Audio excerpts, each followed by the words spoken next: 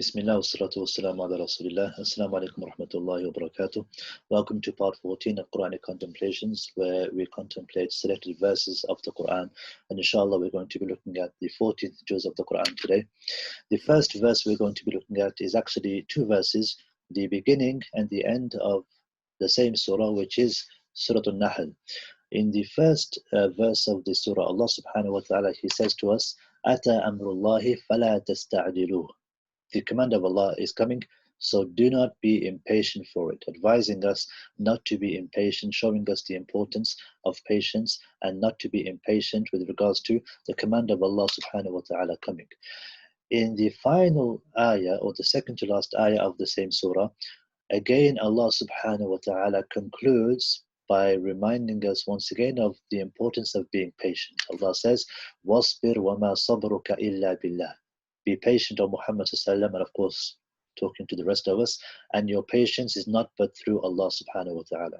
So it's beautiful how Allah azza wa jal begins the surah with one topic, one theme, one message about not being impatient, and then He concludes the same surah with the same message, almost as if to remind us about what the surah was about. And so He concludes again, reminding us and telling us about the importance of being patient and about being patient through Allah subhanahu wa ta'ala, and therefore concluding and perfecting the message that is supposed to be, displayed in this surah, which is the importance of patience and not being impatient. The second verse we want to reflect on is again in Surah Nahl, verse number 68, where Allah subhanahu wa ta'ala talks to us about the bee, and He says, and your Lord inspired to the bee, and ittakhidhi min al-jibali buyuta. Take for yourself among the mountains houses. So Allah Azza wa Jal here is talking directly to the bee, and He says, ittakhidhi min al-jibali buyuta. And the reason why I've highlighted ittakhidhi is because for those of us who done some basics in Arabic, we'll know that when you speak to people in Arabic, depending on if they're male or female, the verb changes. The form of the verb will change, the doing word. So generally speaking, if you're talking in general terms, you would use the masculine. That's what a person would normally do. If you're talking in general conversation, or if a person was teaching, or whatever the case may be, he'll use masculine examples. Not because the example was explicitly masculine, just because it's easier for him. Like even me right now, I'm mentioning it as a masculine. Why? Because that's the general thing that a person would do when he's giving examples. Allah subhanahu wa ta'ala here, when He talks about the bee, He says that He inspired to the bee, and then He told the bee, ittakhidhi min al-jibali buyuta. The word ittakhidhi isn't the masculine form. He's using, Allah Azza wa Jal uses the feminine form here.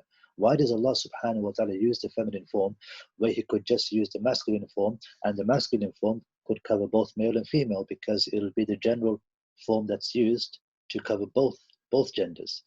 And in fact, this is one of the miracles of the Quran, because scientists today have discovered that the worker bee is in fact feminine. And so Allah subhanahu wa ta'ala explicitly mentions and talks about the worker bee being feminine because the worker bee is feminine. And of course, in those days, nobody could have known. The Messenger of Allah couldn't have possibly known that the worker bee was a feminine.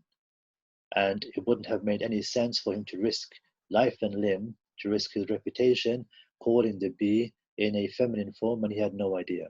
But of course, we know Allah subhanahu wa ta'ala is the one who has revealed the Quran, and Allah subhanahu wa ta'ala was the one who told the Messenger of Allah to recite the Quran in this way, mentioning the bee in the feminine form. Also, from the benefits we can take from this surah, the third ayah we're going to be taking today is again in Surah Nahl, verse number 122, where Allah subhanahu wa ta'ala talks about the favors Ibrahim alayhi salam was given, and He says, شَاكِرًا لِأَنْعُمِهِ, that he was grateful for his blessings, for his favors which he was given by Allah subhanahu wa ta'ala. And so the plural that's used is an'um. The singular is ni'mah, which is a blessing. An'um is the plural that's used. Now what's interesting is in another surah, Allah subhanahu wa ta'ala mentions blessings, but He uses a different plural. He doesn't use the plural an'um like He uses here. Here He uses the word an'um as the plural, shakiran li an'umi. He was grateful for his favors. But in fact, in Surah Luqman, in verse 20, Allah subhanahu wa ta'ala, He says, وَأَسْبَغَ عَلَيْكُمْ نِعَمَهُ ظَاهِرَةً وَبَاطِنًا. Allah says, and He amply bestowed upon you His favors, both apparent and unapparent. And the plural that's used here is ni'am, not an'um like it was in the previous example, in the previous ayah. So the plural that's mentioned here is ni'am. Now, why is this the case that in the first, the plural that was used was an'um, and in this case, the plural that's used is ni'am? In Surah Nahl, it's an'um, shakira li an'umi, and in Surah Luqman, it's wa asbagha alaykum ni'amahu, it's ni'am. You have an'um for the first and ni'am for the second. There's a subtle benefit that we can take here, and that is that the word an'um and ni'am, both of these words are plurals, but the word an'um is a lesser plural, and the word ni'am is a bigger and a greater plural. And when Allah subhanahu wa ta'ala talks about the favors Ibrahim alayhi salam was thankful for, compared to all the other favors which Allah subhanahu wa ta'ala gave the rest of creation, the favors Ibrahim alayhi salam was given were much smaller and were much less than all the other favors that Allah subhanahu wa ta'ala gave all of the rest of creation.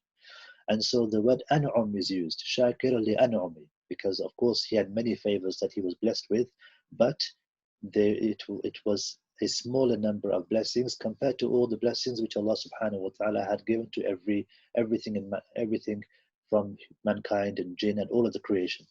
In Surah Luqman, Allah subhanahu wa ta'ala is emphasizing His blessings because He says, وَأَسْبَغَ عَلَيْكُمْ نِعَمَهُ, and He amply bestowed upon you His favors.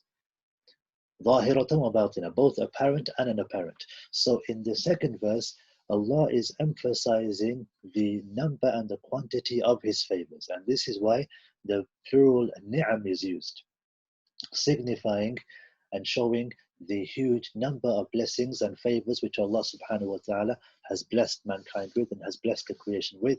As He said, ظَاهِرَةً وَبَاطِنًا, both apparent favors that we see and unapparent favors that we don't see. And this is why Allah subhanahu wa ta'ala uses an'um for the first and ni'am for the second verse.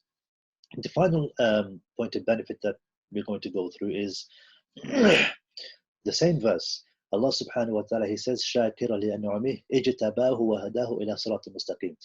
Again about Ibrahim alayhi salam, because it's the same verse. He says that Ibrahim was grateful for his favors. Allah chose him and guided him to a straight path. And one of the things we can learn from this ayah is in fact that one of the things that Allah subhanahu wa ta'ala tells us about Ibrahim is that Allah chose him and He guided him to the straight path. And He tells us one of the reasons why he was chosen and one of the reasons why he was guided to the straight path. Allah Azza wa Jalla, He tells us, شَاكِرًا لِأَنْعُمِهِ, that he was grateful for His favors. So Allah subhanahu wa ta'ala was grateful, or Ibrahim alayhi salam was grateful to Allah Azza wa Jalla for the favors that he was given from Allah to him. As a result of Ibrahim being grateful and thankful for the blessings of Allah, Allah chose him and guided him to the straight path. So the thing we learn and the lesson we learn from this is that one of the ways we can ensure that Allah chooses us and guides us to the straight path is for us to simply be thankful and grateful for the blessings which Allah subhanahu wa ta'ala has given us. Jazakumullah khair for listening. Wassalamu alaikum wa rahmatullahi wa barakatuh.